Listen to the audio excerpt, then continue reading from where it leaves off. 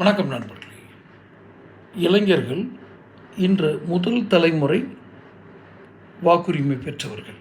இப்போது வரவிருக்கும் 2026 தேர்தலில் முதல் முறையாக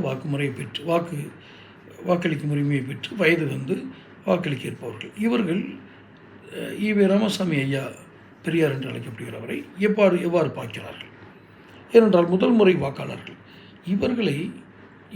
இவர்களை கவர்வதற்கு என்னெல்லாம் செய்ய வேண்டும் என்று நடிகர் விஜயும் திமுகவில் ஆரம்பித்து விஜய் அப்படி வேணால் வச்சுக்கலாம், சீனியாரிட்டி படி எல்லோரும் கவர்ந்து இழுக்க என்னென்ன செய்ய வேண்டும் யோசிக்கிறார்கள். அதில் முக்கியமான ஒன்று, இப்போது நடக்கும் பெரியார் குறித்த சர்ச்சைகளை, விமர்சனங்களை, சீமான் அவர்கள் சொன்னதை, அதற்கு எதிர்வினையாற்றவர்களை எல்லாம் வைத்து பொதுமக்கள் என்ன நினைக்கிறார்கள் என்ற ஒரு கூர்மையான பார்வையை அரசு வைத்திருக்கிறது.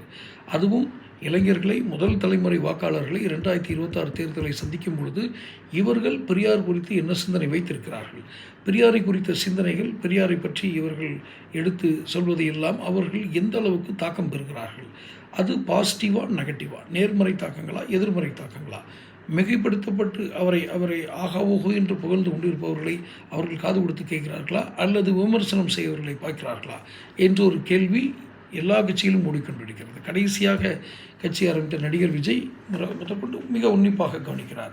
இந்த பிம்பத்தை இன்னும் நாம் சுமந்து செல்லலாமா? இவ்வளவுதான் இவர்களுக்கு இருக்கும் ஒரே கேள்வி.